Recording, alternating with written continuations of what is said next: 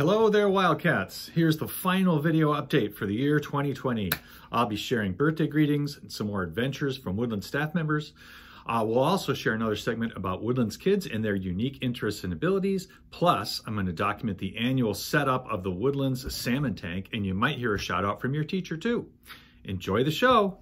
Hey, right at the top of the show, I have an announcement for fifth graders from our student body advisors, Ms. Spanath and Ms. Brantley.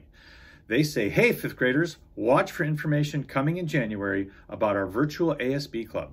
If you're interested in running for an ASB office, you'll need parent permission as well as a recommendation from your teacher. Details are coming soon, so look for that in January, fifth graders.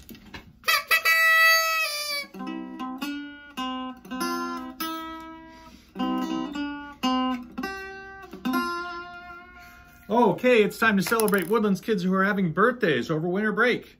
Here we go. On December 20th, happy birthday to Justin K. in 4th grade. On December 21st, happy birthday to Brooklyn T. in kindergarten. On December 22nd, happy birthday to Angelina P. in 1st, Connor J. and William V., both in 2nd grade. On December 24th, happy birthday to Guillermo B. in kindergarten. On December 25th, happy birthday to Jason H. in 1st grade. On December 26th, happy birthday to Lincoln K. in kindergarten. On December 27th, happy birthday to Alexis W. in 5th grade and Carlos Q. in 3rd grade.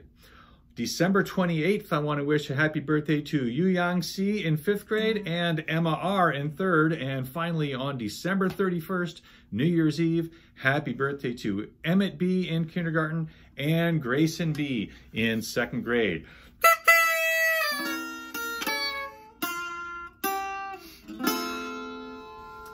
Hey everyone, I've been talking about December and how it's the month with the fewest hours of daylight. The shortest day of the year is actually Monday, December 21st. 2 days later, on Wednesday, December 23rd, the sun will rise at 7:56 a.m. A week before that, on Wednesday, December 16th, the sunrise was at 7:52. So 7:56 to 7:52. How many minutes difference is that? How did you figure that out? Did you know the shortest day of the year is known as the winter solstice?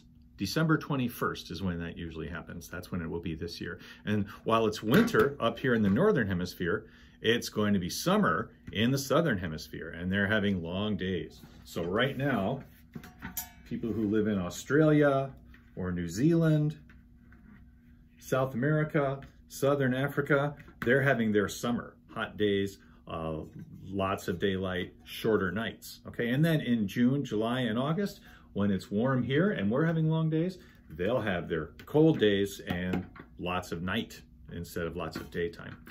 That's the way the world goes around.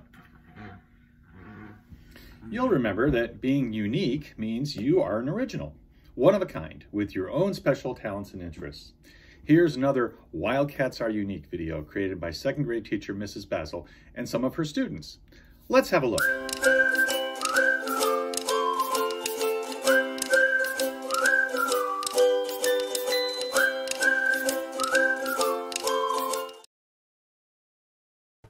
I'm special because I can do martial arts and I can do a handstand, and I also learned my ABCs in not that long.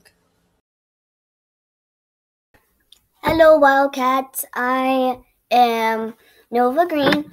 My teacher is Miss Basil, and absolutely I love cats. I like building with Legos. I love cats and dogs. And I love my brother and sister, Laura. And yeah, that's pretty much it. And I love gaming. Alrighty, let's get out of my office here and wander around the building a little bit. We'll go check the staff adventures board, and then we will go set up the salmon tank in the 4th grade pod. First, better mask up. Got that right here. Alrighty, let's go. The office here. There are a few folks in there, but right outside the office is the Woodlands Staff Adventures Board. And there are quite a few staff members who talk about being a parent or grandparent, and I want to check in on some of those. So here we have Miss Sandy. She says, my best adventure is being a mom to 2 wonderful kids. Here we have our counselor, Ms. Fletcher. She says, My best adventure is being a mom. Mrs. Waymeyer is right here, and she says, my best adventure is being a mom and a grandma. And finally, first grade teacher, Ms. Brantley says, my best adventure is being a mom. It's filled with fears, challenges, and surprises, but it's the best adventure ever. All right, you guys have some adventures over the next few weeks, and we'll check in here again in January. I'm down here in the 4th grade pod, and I'm gonna set up the Woodlands salmon tank. This is something I've been in charge of for, I think, a little over 20 years. I've had this tank for quite a while. I had it when I was a classroom teacher, and when I became learning specialist, I took it out of my classroom, and it's been in the library, it's been in the main hallway. Now it's down here in 4th grade, and this has been a 4th grade project for quite a few years. So it's gonna go from being a storage unit to being full of water right in front of your eyes. All right, let's have a look at this thing. That big black thing in there is called the compressor. That makes the water cold. It's like a refrigeration unit. Salmon are a cold water fish. They need cold water. The blue thing on the bottom is the bubbler. That's going to inject bubbles into the water. It's just going to shoot air through that tube, and then the air will rise and the bubbles will dissolve. That puts oxygen into the water. And this is the egg tray. When we get the eggs a week or two after winter break, they will sit on that tray until they hatch. Wild salmon need streams with rocky bottoms. This allows them to lay their eggs in amongst the rocks, which protects them from predators. And then when the fish hatch, they hide down there in the rocks until they're ready to swim around and escape predators on their own. So this is an attempt to simulate a healthy salmon stream by putting rocks in the bottom of the tank. Here I am in the custodian closet down in 5th grade. You get some water here. Now, adult salmon, of course, live in salt water. But they lay their eggs in fresh water, and that's where they live when they're young. So we don't need to worry about getting salt water for our tank. We'll just get some fresh water going here.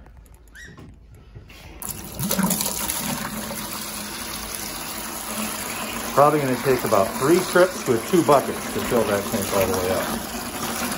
All right, these buckets are 5 gallons each. They weigh about 40 pounds each. So let's see if this old guy can still lift 40 pounds and pour it into the tank. There we go. This one doesn't have a handle, so I just have to be careful and have strong fingers. Alrighty, let's go get some more. All right, here's my second trip. Try it the other way this time.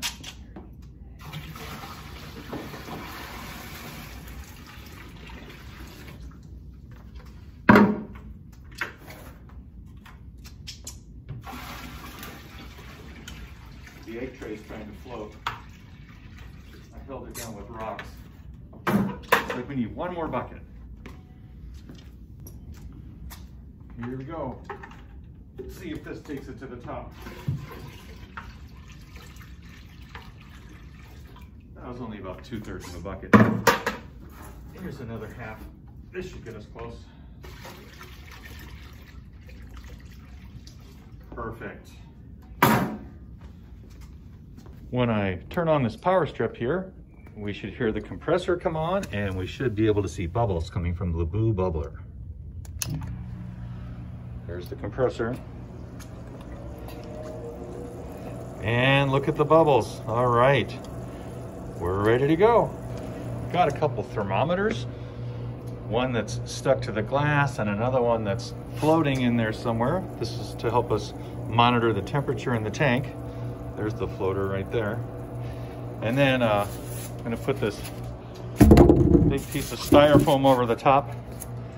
That keeps it cold in there. The compressor doesn't have to work too hard. And that's not too pretty, so I'm gonna cover it up now. Mrs. Waymeyer made this Seahawks covering a few years ago. That's what we want it to look like. All right, we should get eggs the first week or 2 of January, and I'll keep you posted. 4th graders, I'm looking forward to looking at this tank with you when we're all back at school in the spring. This week's shout out goes to some 3rd graders. I asked 3rd grade teachers to tell me about students who've been particularly respectful or responsible, and here's what they told me. From Ms. Keene's class, Ms. Keene wants to recognize a group of students who've all been active and respectful participants during Google Meets. They're not only respectful to their teacher, but they've also been extremely respectful and kind to each other. And the class has been working on respectful ways to tell someone either they made a mistake or on ways to kindly disagree with each other. So these students have shown great success and mastery of these skills. Thank you and well done to Sophia C., Corey H., Antoine H., Grace W., Andrew H., and Jasmine M. Well done. Keep it up.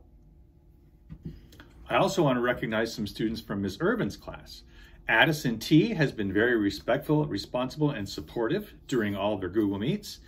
Asa has been very responsible and has continued to complete all the work on his slides each week. And Yvonne R. has been to all of his small group meets, and he's had all of his work completed for each meet.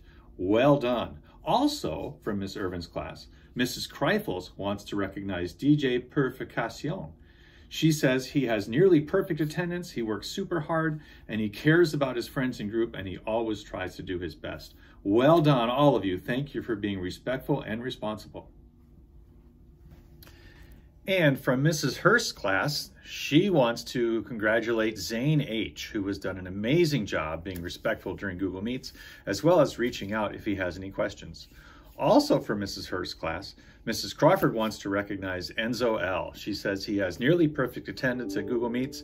He always brings a smile, laughter, and he maintains a growth mindset. He consistently works hard while having fun.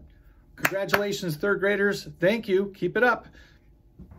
Okay, that's a wrap for this episode. It's also a wrap for the year 2020. Want to wish you all a happy holidays, happy new year. 2021 is going to be better, right? I'll see you all soon. Take care.